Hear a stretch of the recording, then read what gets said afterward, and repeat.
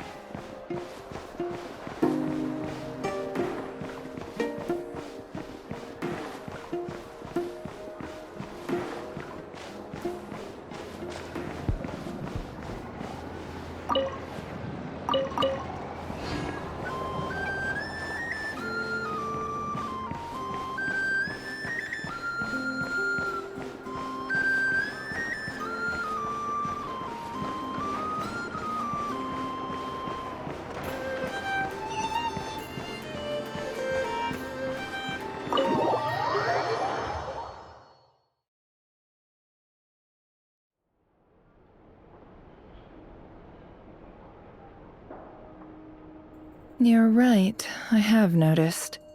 There's certainly something a little fishy about this situation. Only a little, though. Records indicate that this phenomenon can occur in the days before and following Moon Prayer Night. That said, it has always been a rare sight in the past. The odds of encountering these phantoms are similar to looking up in the night sky, happening to see a shooting star, and managing to make a wish before it disappears. But this time, either everyone's getting lucky, or they're appearing far more frequently than usual. Yehoda's out gathering intel as we speak. In the meantime, let me check off some points of interest. First, the Abyss. The ones we saw seem to be abyssal monsters. Indeed. But we have identified one location where many more of them have made an appearance. And not just monsters, but human phantoms too. Given the scale and nature of the phantoms, it's almost as if someone's last memories are coming to life. Or perhaps the memories of multiple people. Oh. So you mean the phantom monsters are hunting down the phantom humans? Exactly. The phantoms can interact with each other, but we have no means of intervening. In addition, some of the human phantoms would seem to be from the very distant past. This is clear both from the clothing they wear and the stories they tell. They claim to be from Hyperborea, a name which I've heard from Lauma before. If this is true, it means they must be from 6,000 years ago. Did Paimon hear that right? 6,000 years? It sounds like this merits further exploration. That'd be a big help. I'll leave it with you, Albedo. My knowledge of ancient history is non-existent. I used to doze off every time the pre-Knights of Favonius era came up in class. It's quite a miracle that you were able to understand these phantoms' speech, given how long ago they lived. I suppose you're right. But I'll leave the archaeologists to ruminate over that conundrum. As an intelligence broker, my sole interest is in the value of the information I gather. Which, in this case, hopefully means earning myself some good favor with our dear Lady Moonchanter. So calculating. Whew, this intel broker logic always catches Paimon by surprise. Sounds to me like we could split the work up. I think the abyssal phenomenon is best left to Albedo, Flint's, and me. Agreed. It coincides with my duty as a lightkeeper. For my part, I'd like to understand the Abyss better. Even a little knowledge would go a long way. This is certainly a rare opportunity to study the Abyss. But even rarer, perhaps, is the chance to make contact with the Ancients. The Curatorium will take the lead on investigating the Hyperboreans. We put in the work to learn what we know so far. It seems only fair that we get some quantity of exclusive intel. That just leaves our trusty team of 2 unassigned.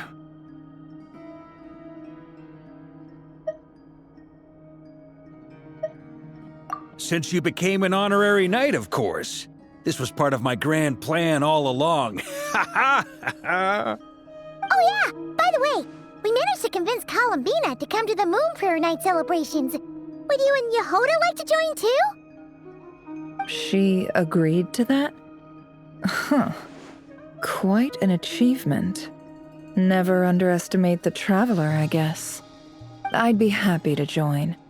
No point shutting myself inside when the streets are all decked out. I doubt any clients will be visiting during the festival in any case. And Yehoda loves a party, so I'm sure she'll jump at the opportunity. No. No. No. No. No. No. No. No. No. No. Way to contradict me in front of... Wait. No, that's not what I have bad news, boss. So many people. All right, everyone inside, quick.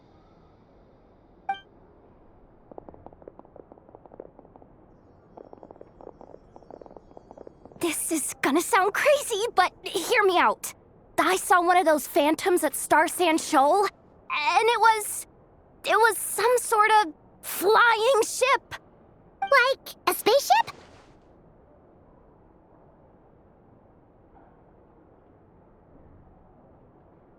That's gotta be the one you came to Tibet in. You said you saw the same thing through the moon marrow, right? Huh? You already know about it? Ugh, I thought I was gonna blow people's minds. Turns out I'm the last to find out. Wait, back up. You came here in a spaceship? Now my mind is blown! What's it like on the inside? Was it like flying through space? I want to know everything! Yep, exactly. Huge discovery. You're the best. Second best intel broker in the world. After your boss, of course. Wow. Really? Well, I don't know if I'm all that, but... I guess that decides where we're heading next. Come on, don't look at me like that. I know the spaceship doesn't have anything to do with me, but you don't want to leave me as the only one twiddling my thumbs, do you? Please? Fair enough. You can tag along. In that case, let's meet back here to discuss our findings once we're done. I wish everyone a productive investigation. You too.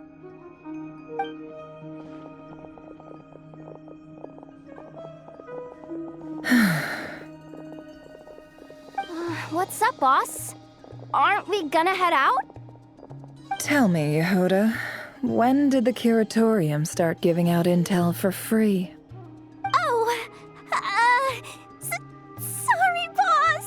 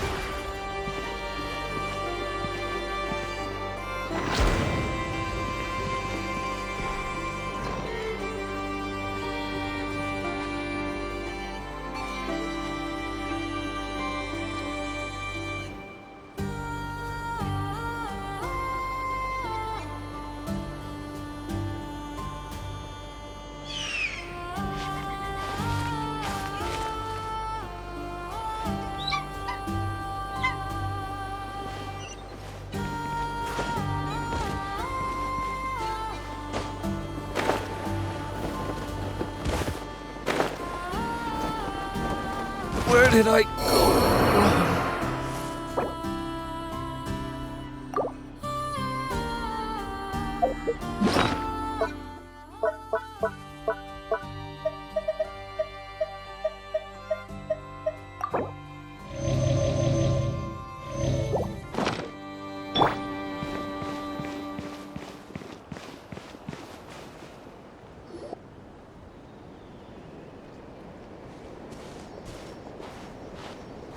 Wow, what do you know? Yehoda was right on the money. This Phantom really is your spaceship. But that's so weird. Why would it show up here? Is it some kind of projection? Or a ghost? Like, maybe it no longer exists, but somehow it left an afterimage? Ah, you're already here. Miss Lauma, what a surprise. I thought you were busy with festival preparations. I was, until one of our people informed me that a strange sight had appeared at Star Sand Shoal. No one's ever seen something quite like this before. I thought I should see it for myself. Same here. Oh, so we heard that these things appear around the festival period. Any idea why that is? Unfortunately not. We have very limited information about them, since they can't be interacted with. And no human phantoms have ever made an appearance before now. The most we've been able to deduce is that these sightings appear to be connected to the increase in Kuvaki energy around this time. Yeah, seems like that's all we can do. This is all so confusing. Allow me to lend you a hand.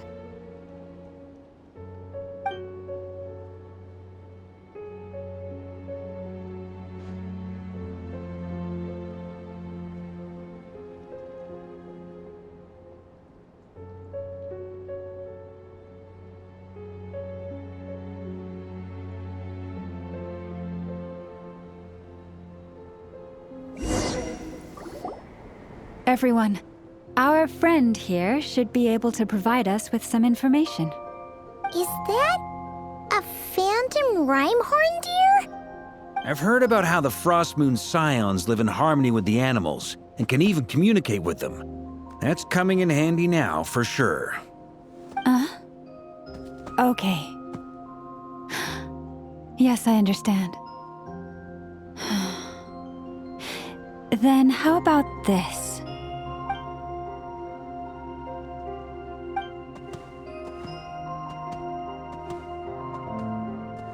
Oh, it's leaving. It appears to share our curiosity about this giant spaceship, so I asked it if it wouldn't mind investigating along with some friends. In return, I told it about some nearby spots where the wild fruit grows abundantly. We may live in a different era from these phantoms, but I trust that the terrain, climate, and ecology here are more resistant to the effects of time than some things are. Let's give them a moment and hope for the best.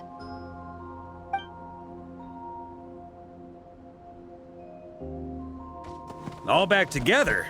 Must have been a lot of fruit. Indeed. Now let me ask them some questions.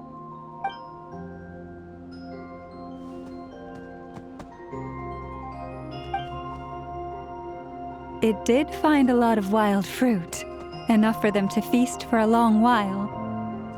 This puffin circled in the air several times, but didn't spot anything out of the ordinary. Certainly nothing to do with the spaceship. Huh.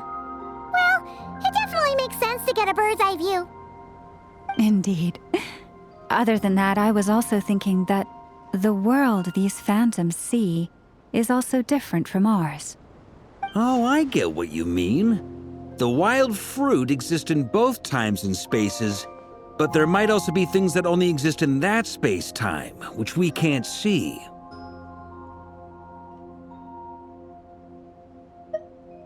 Good point. Great thinking, Lauma. Blunthorn rhinos can use Kuvaki to shift great rocks, but this one says it couldn't get that ship to budge by even an inch. The sniffer mole tried too, but despite being a skilled digger, it could not get through. They say that the spaceship looks robust and undamaged. It seems completely impervious to any and all attacks. Whatever lies within is well defended from harm. So, just like us humans, there was nothing they could do about this spaceship either. Yes, still, they deserve our thanks. We are grateful for all your efforts, dear friends. Now go, and enjoy your feast. I've noticed some other human phantoms gathered nearby. Come on, let's go talk to them.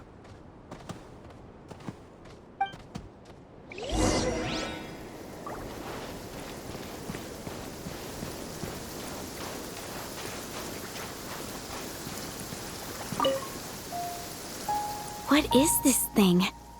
I've never seen it move, and there's no way to get inside. Goodness knows. My grandpa says it's been sitting here at least since his grandpa was still alive.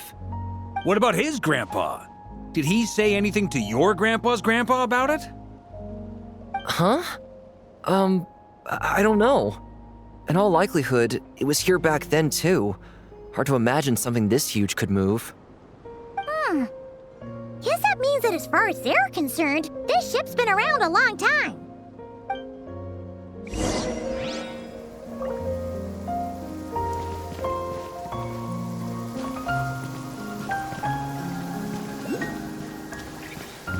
Rain. Come on, brothers! If we can get even a small chunk off of this thing, it's gotta be worth a fortune! Today is the day we strike it rich. Huh? You mean Paimon? Yes, brother, I shall join you. Let's make our fortune. We should go with them. What the? This thing is crazy tough. I can't even scratch it. What's it made of? Sorry, brother. Looks like we'll have to seek our fortunes elsewhere. Enjoying yourself? I was just seeing if I could influence this phantom's perception by playing. But nope, no dice.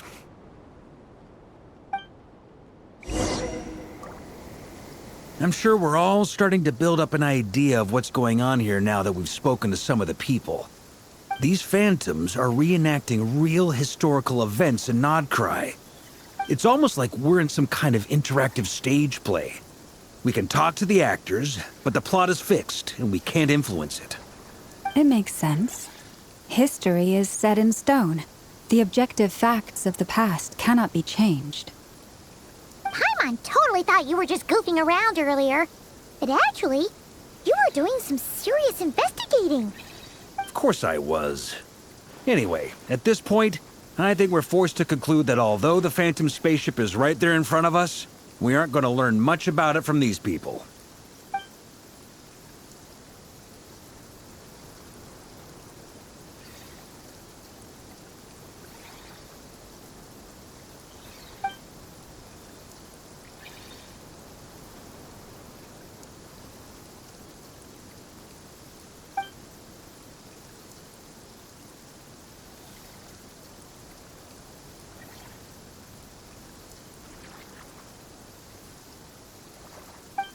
Don't be discouraged. If nothing else, this is proof of the ship's existence. And think about it. So many people tried to hack their way inside, but no one could get the door open. It's made of very tough material. To me, that says that we'll either find the ship itself or the story behind it. It's just a matter of time. Huh. Every now and then, when Varka gets serious, he actually does seem like Grandmaster material for once. I wonder how the others are doing. Let's head back for now. Sounds good. Also, drinks are on me if Team Knights of Favonius is the first to finish. Wait, we have a team name now? Am I in Team Knights of Favonius as well? You're very welcome to join. We've even got a cathedral ready for you. Isn't that technically blasphemy? You wouldn't dare make a joke like that if Barbados was in earshot. Nah, I'm sure Barbados doesn't mind a little harmless blasphemy once in a while.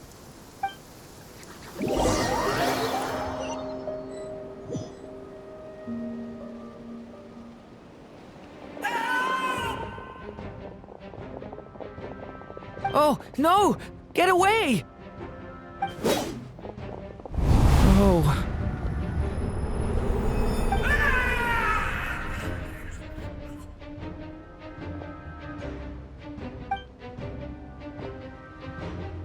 I know it's hard to stomach, Mr. Duran.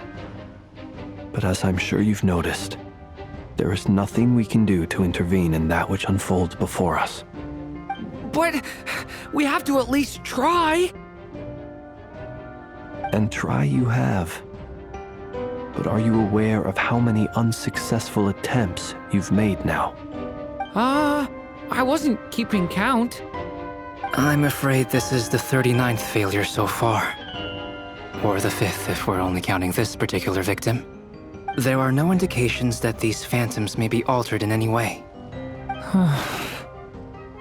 You seem to have calmed down a little. I'll make us a fire. You should rest and have some water. Feeling any better now, Mr. Duran?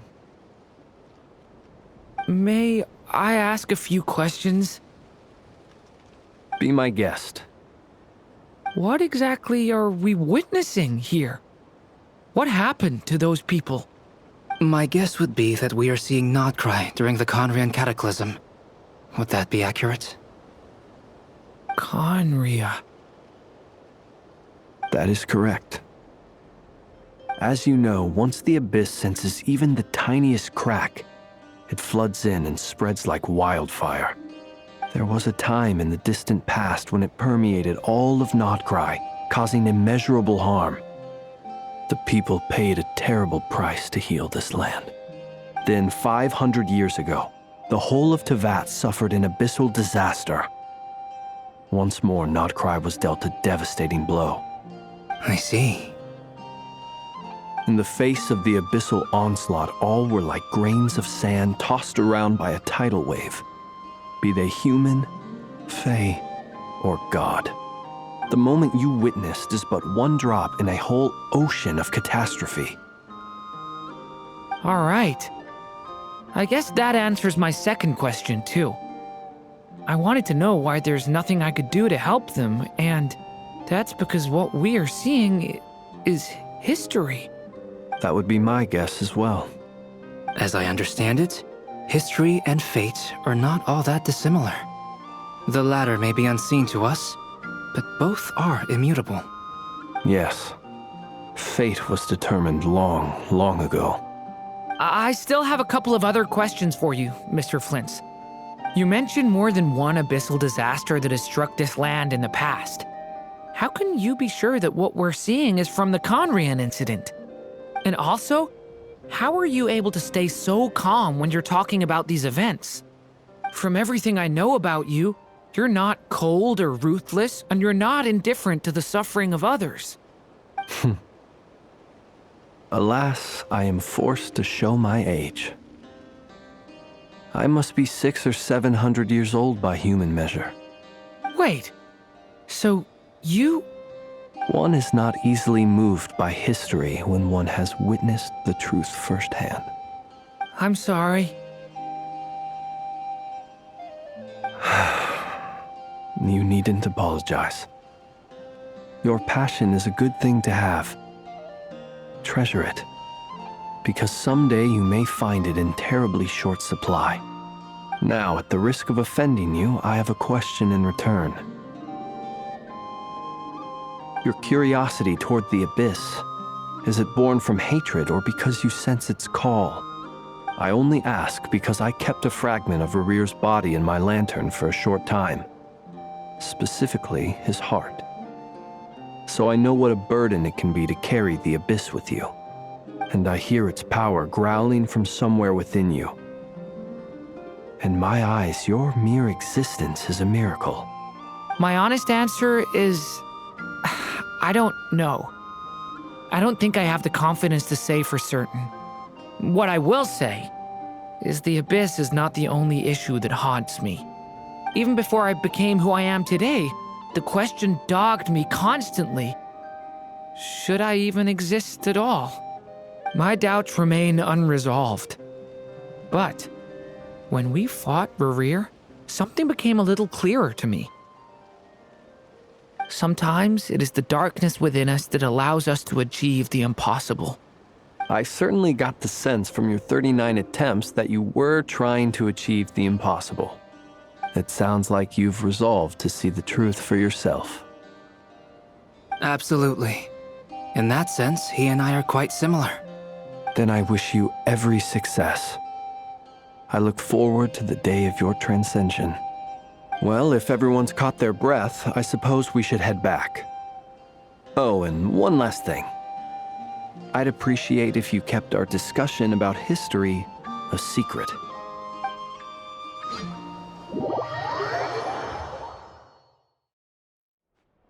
Incredibly, our separate investigations led us all to the same conclusion. Hooray for consensus! Yeah, but we barely learned anything, though. I totally thought this would be the mother lode. Talking with the ancients? I mean, come on! But nope, all we got was useless snippets of conversation. And all this stuff about moons and hyperopia. What a load of baloney. Seems like people back then had a few screws loose. I understand your frustration. We found the same issue. Each phantom only showed a very brief moment in time. There isn't much value to be found in these miscellaneous fragments of a civilization's history, no matter how glorious it may have been. If there's a silver lining, it's that these phantoms are harmless to the present reality. They shouldn't get in the way of the festivities. Paimon agrees. And not just because it's the first thing she understood in this whole conversation. You look disappointed, Nefer. Is something the matter? What do you think?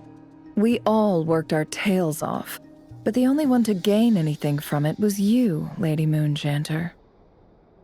Well, please do share the Hyperborean records with me. I will gladly inscribe them in our people's documents. Oh, duh! Yeah! That was it! Hyperborea! Hyperborea. I'm serious. Only an expert in the Frostmoon Scions and their history can turn these records into valuable research material.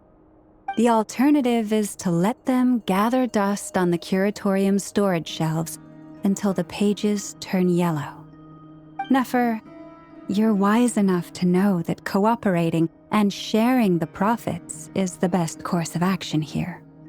Well, that goes without saying. Sure, let's do that. Huh?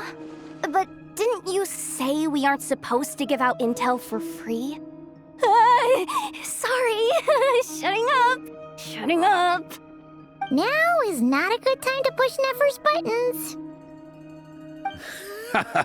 Anyway, back to Moon Prayer Night.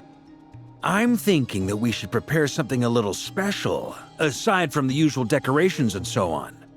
You mean a parting gift? Can't go wrong with food. Although, does food go bad on the moon? Perhaps a lantern would be a better choice. It might be dark up there. It could prove difficult to light a lantern on the moon. Magical stones might serve that purpose better. What about a clockwork mecha model from Fontaine? I've got a whole bunch at home. I use them for fighting practice in my free time. None of these sound like things she would be even remotely interested in. But we don't interact with her enough to know what she likes. Yeah. It would really save us the guesswork if someone could find out what she's into. Wait, what the? Traveler? They're all looking at you. Great! Haha, problem solved. Now, I need to stop by Dory's. Gonna need her help sourcing a bunch of stuff for the festival. Then let's leave it there for now. We all have our own business to attend to. Traveler, if you find out what Kutar likes, let us know right away.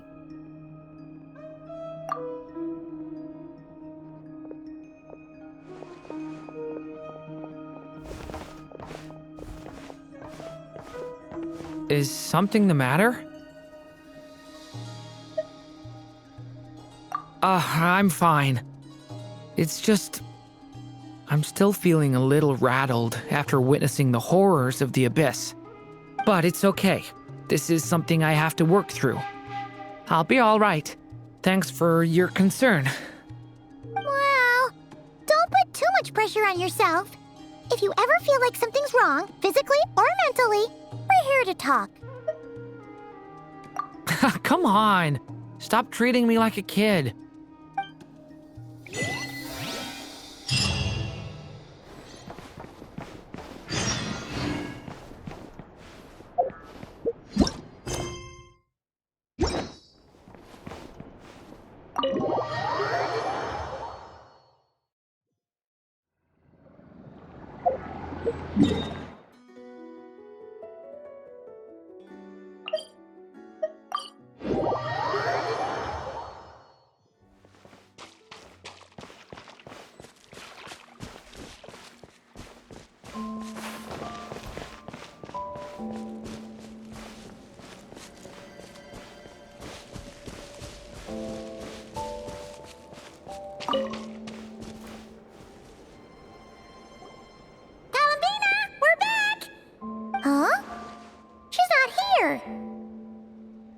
Weren't there a few Kuhenki here last time, too?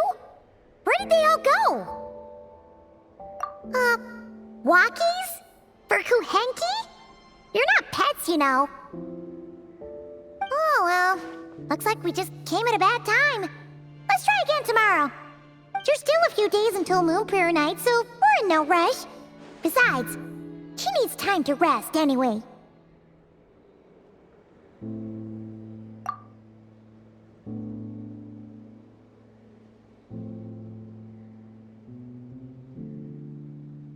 Kalamina! Are you back yet?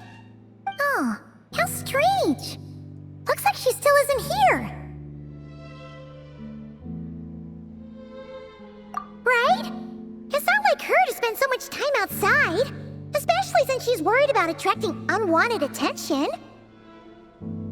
What about Luonatar? Luonatar, you there? Hey! Do you know where Kalambina went? Sorry, didn't understand. But if you know where she is, could you take us to her? Yeah, that's even stranger. What about them? Oh, that's not good news. They change color when Kalambina gets weaker, right? And they look super pale right now. Good idea. She might know what's happening.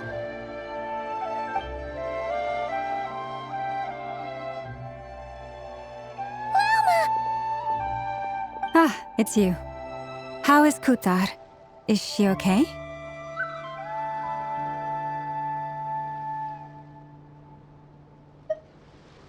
No, she hasn't. I came here to check on her after I noticed the flowers had changed color. Based on past precedent, she must be very weak right now. Even getting up to walk would be a struggle. It seems unlikely that she wandered off outside. Not to mention that she doesn't do that at the best of times either. So yeah, this is super weird. No. Very few people are in the know about Kutar's whereabouts. And if anyone suspicious had visited, they'd have left some sort of evidence. Come on, let's go to Nasha Town. If anyone has seen her, someone there will know about it. It's not Krai's information hub after all. Makes sense. Let's go!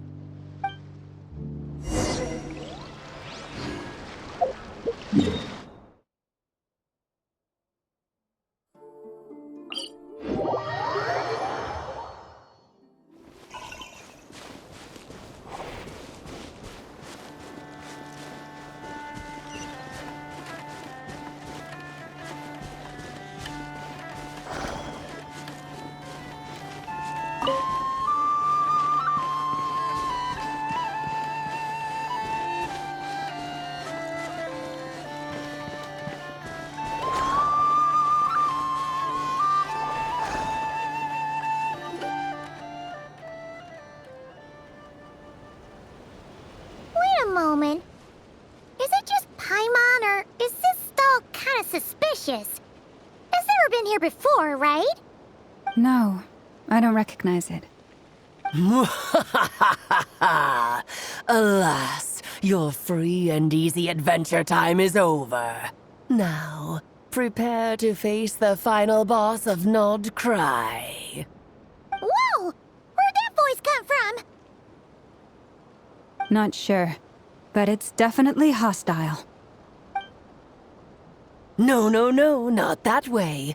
The final boss is right here. The sniffer mole? That's the final boss? Surely not. Also... Okay, the jig is up. I'll stop teasing you. Turn around. I'm right behind you. It seems I've managed to leave quite an indelible impression, even though you've never seen my face. Ah, nothing could make a great mage more pleased with herself.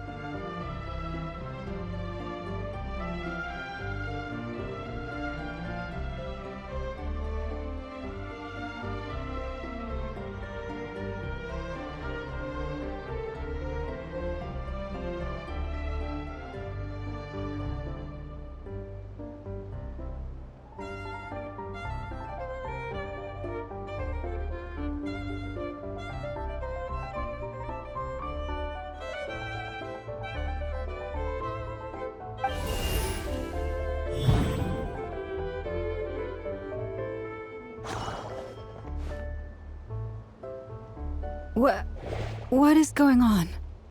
I've heard that all the big shots in Teyvat have long, wordy titles that stun people speechless when they make their entrance. Unfortunately, none of them are affiliated with the Hexenzirkel, and we ourselves keep a very low profile. The notorious name-dropping doesn't quite work for us. Still, I, for one, think I'm really quite amazing. So that didn't stop me from coming up with a title anyway. Alice! It's really you this time? Not a lantern or a Dodoko, but Alice in the flesh? Ah, that's right. So, what do you think? How does it feel to finally meet me? You look like... Oh, that's the first thing you thought. A little surprising, but that actually makes me very happy.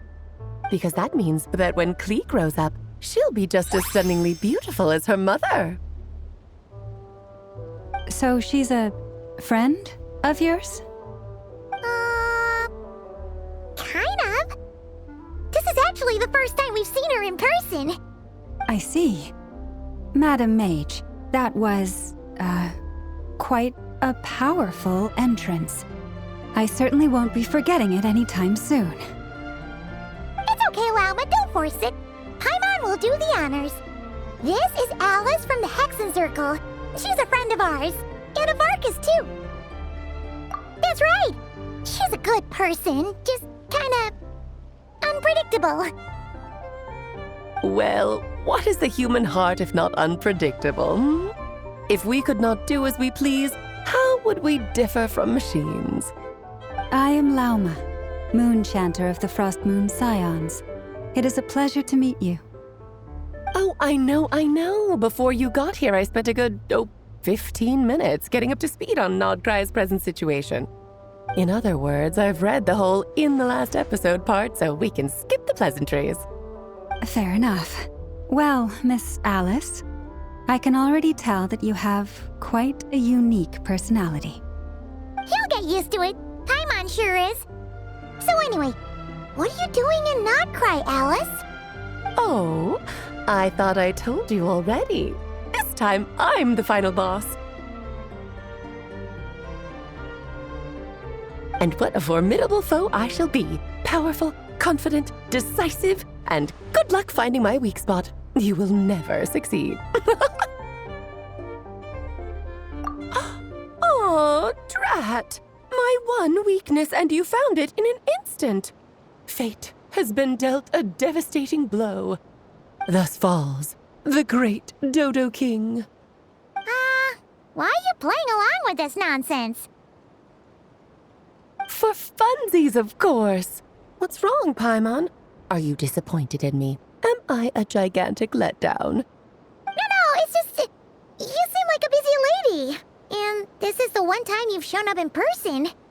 Paimon figured it would be for something more high stakes than just goofing around. You're quite right. I'm here in Not Cry because something big happened. Something big enough it caught the attention of the Hexen Circle. It concerns the 3 moons, Tevat's borders, and of course, the moon goddess you are currently searching for. Kind of. Why don't we discuss this over a pot of tea? My main reason for coming on this trip to Tevat was, of course, to have some fun.